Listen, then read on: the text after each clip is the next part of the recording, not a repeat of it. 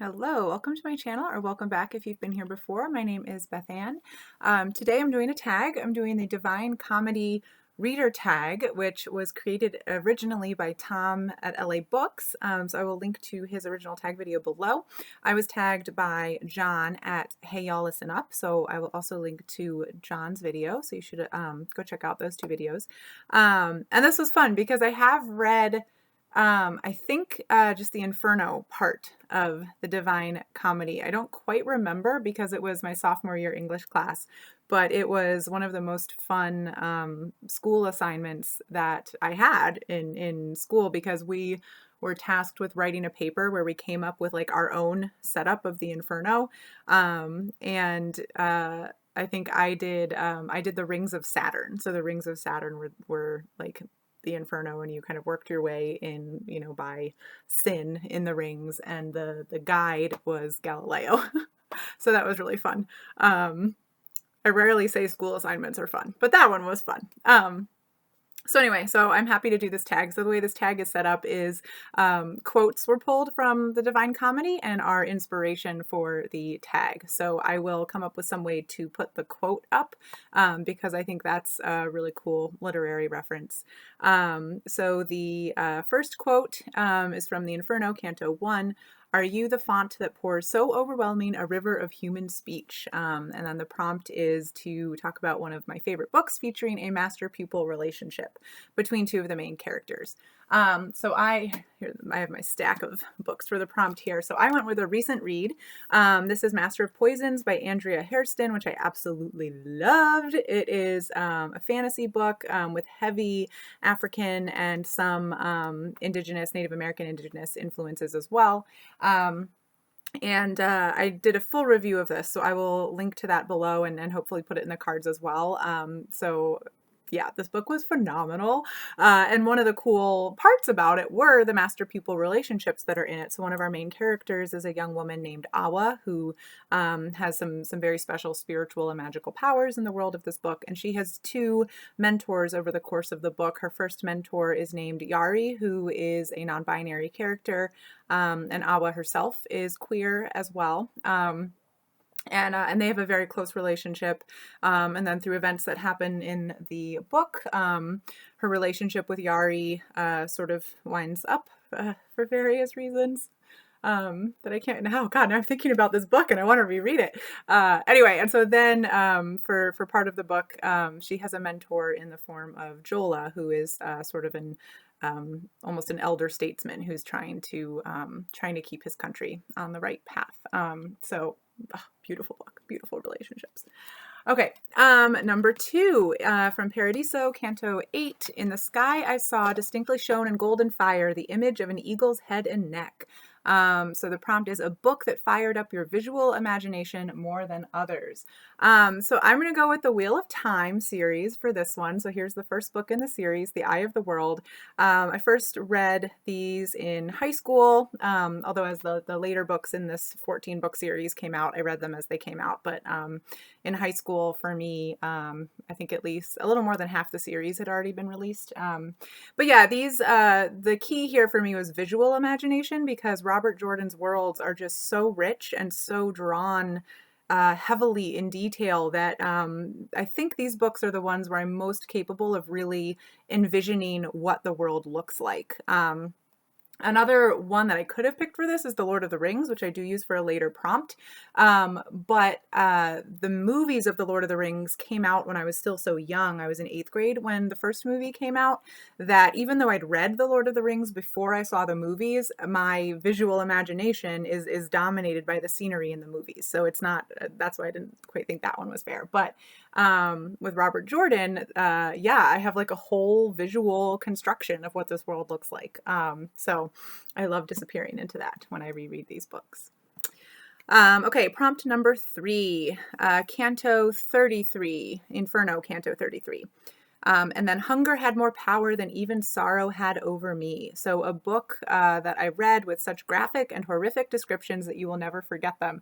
So my answer to this is a little bit weird. So people who've been following my channel probably know that I started 20 years at Hull House as part of March of the Moderns. And this book is phenomenal and I'm really enjoying it, but I had to put it down. I put it down about halfway through it because some of the examples that Jane Addams writes about of the horrific conditions in these industrial working class communities in Chicago at the turn of the 19th to 20th centuries are just awful. And some of them hit pretty close to home. Like she mentions there's one boy whose back gets totally deformed because his mother, every day when she left for work, would tie him to the kitchen table because she was so scared. And this is like a teeny little boy. She was so scared that he would climb out the window or light the stove because kids were dying left and right because their parents had to go to work. And there's no such thing as childcare. I mean, in the US, there's still no such thing as childcare.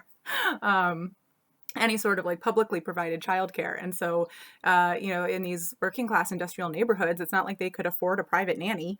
And so a lot of kids died because their parents would have to go to work. And so they would, jimmy open the window and accidentally leap out of a 4th-story building and catch themselves on fire. Yeah. And so this one parent who essentially injured her son because that was, the only way to keep him safe was to restrain him all day. And so it was like, oh God. And then we're in the pandemic where childcare is such an issue because so many women are losing their jobs or are, feel like they have to leave their jobs because we don't have any sort of childcare support, and a lot of private daycares and things have had to close for various reasons in the pandemic. My daughter's daycare was closed for about 2.5, 3 months at the very, very beginning of the pandemic. It wasn't closed because there were enough essential workers whose kids go there that they could stay open, but we were under a state stay-at-home order, and I'm not an essential worker, so I wasn't supposed to leave my house. So my husband and I were trading shifts, taking care of our kid and trying to work full time, and it was not sustainable. We did it, but it's like, we're so privileged. And that shouldn't be a point of privilege because kids are our future. So we should be supported in having them. Anyway, tangent. So I had to take a pause from this one. I do need to get back into it. I am looking forward to getting back into it now. But that was, graphic, horrific description. It's not that bad. And then the funny thing is that, I read something like, this kid survived, that was tied to the table. But I had to put it down. But then I can read a book like Pierce Brown's Red Rising trilogy, and this is the 3rd book because I listened to the other 2 on audio, so this is the only one I own, but it's like people are getting ripped to shreds, and he describes it in pretty graphic detail, and I'm just like soaking it up, like, give me more. But it's different when it happens like on Mars or in a spaceship. It's like, that's not real, but we're talking about, stuff that used to happen in Jane Addams, and so I'm like, oh my God, my heart. Anyway, so sci-fi gore, awesome. Real life gore, not awesome, is what we take away from that. All right. Prompt number 4, Inferno Canto IX.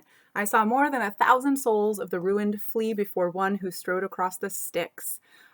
So a book that has not been adapted for cinema that I would like to have made into a movie or a TV series if I were a producer with unlimited financial means. So for me, that would be anything written by Margaret Weiss and Tracy Hickman, basically. So John, here I am working in Dragonlance. So the original Dragonlance trilogy, I'm actually not 100% sure that it's never been adapted for any sort of screen, but if it has been adapted, it was a while ago and not popular, I guess. Somebody correct me if I'm wrong, but I would love to see Dragonlance done with a big budget. That would be so amazing. And it would have to be done well. Like, it's not a super self-serious book and world. Like, there's a lot of humor. There's a lot of, there's some breaking the fourth wall almost. Not quite, I guess that's not quite right. Not quite talking to the reader, but there's some like breaking of the fantasy world where there's one character who sort of transcends worlds, and we get some of his, a little bit of funny comments from him. So it would have to be done by someone who knows and loves that whole work, all of the Dragonlance universe, very well. The other thing, these books do not get enough love. This is the Deathgate Cycle by Margaret Weiss and Tracy Hickman, which is a 7-book series. And these books are so cool. The premise is that basically our our Earth, as we know it, was sort of riven apart by sorcerers who separated it into the elements. And so now in the world, there are actually like separate planets, where one is the Earth planet, the fire planet, the water planet, the air planet. And it's really, really cool. These are so imaginative. And then there's sort of a bigger plot of like an external force that's attacking everybody, and there are heroes. And yeah, this series is fantastic. So if you haven't read it and you like Dragonlance, go read it. And this should be a TV series as well. Okay, prompt number 5. Inferno Canto IV, the master of those who know, sitting in a philosophic family who look to him and do him honor. Your favorite book by a pre-Christian philosopher, or a book about ancient Greece that you liked. I couldn't think of anything for this prompt, because I know I've read like bits and pieces from like some of the ancient philosophers for various things, but I've never like read a book, so I don't really feel like I ever sort of like ingested a work as it was, intended by somebody for me to ingest. So yeah, I don't really have an answer for that one, unfortunately. We've identified a hole in my reading. Maybe I'll fix it someday. All right, prompt number 6, Inferno Canto V. Love which absolves none who are loved from loving.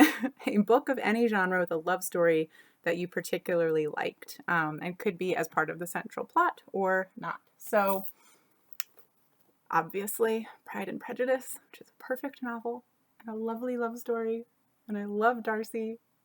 So yes. And also the Gardeners, who like, they don't fall in love in this book, but they're like an amazing example of a married relationship, in my opinion. So Pride and Prejudice.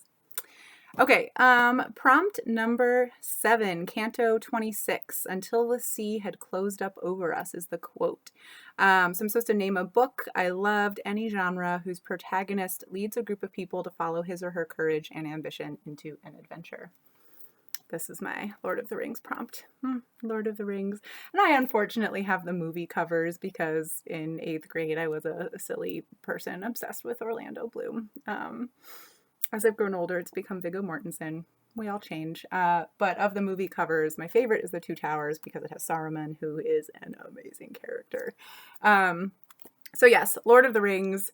Not really ambition in these books, unless you count sort of Aragorn's long-awaited destiny, which the movie handles badly, but in the book he is very accepting of and working towards for his entire life.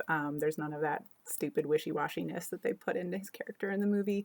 But yeah, oh my gosh, story of courage. I love it. It's a band of heroes being courageous.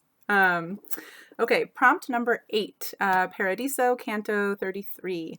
Love in your womb was fanned to fire again is the quote. And the question is, what is your favorite poetry books in translation? So for me, those are, I haven't read a lot of poetry in translation. Okay. The first poet I ever read in translation, I think, was Pablo Neruda as part of my Spanish classes in high school. And I absolutely loved him, but I've never owned a book of it. I think I checked out like some books of his poetry from my school library in high school, and I like did some assignments on them. So I totally forgot about that. So Pablo Neruda, which I have read in English and in Spanish, although I couldn't read it in Spanish anymore. The other thing that came to mind that I do have hard copies of it is 2 Polish poets that I studied a little bit when I did study abroad in Poland. And so there's partly like a nostalgic aspect of I absolutely loved living in Poland for 6 months. I was in Krakow, which is a beautiful city and super fun to be in as a 21-year-old. So that was amazing. But yeah, so I've read this collection of Czesław Miłosz's poems, which are beautiful. A lot of them are deeply rooted in Polish history. And so that was a fun way to learn a bit about Polish history in conjunction with the history course I was taking. And then he also has several poems in here that do sort of talk about his relationship with the natural world, which I also really liked. As a biologist, I tend to gravitate towards sort of naturalistic poetry. And then I am a little bit less familiar with, although I have read this book, but this is Viswava Shimborska, who's another super famous Polish poet. And I love her work as well. These poems are they're beautiful. So both of these poets, I think, they really sort of master clarity. Like their poems are very clear. You know, they're almost simple in that you can mostly understand them, which with a lot of poetry can be kind of hard. So yeah, I just really love these books. You can tell they're a little bit beat up. They're the sort of thing that I can dip into every now and then if I feel like reading a poem. So these will always be favorites for me. And the final prompt is to tag some people. So I'm going to tag 2 people. I'd like to tag Courtney Ferreter over at her channel of the same name, and Melissa Furman over at her channel of the same name as well, because you both read so widely and read so much. So I'm sure you have lots of options to choose from to fill these prompts. So I hope this tag sounds interesting. I hope you enjoy doing it if and when you get to it. So thanks for watching my tag if you've made it through this far, and I hope to see you all in the next video. Thanks. Bye.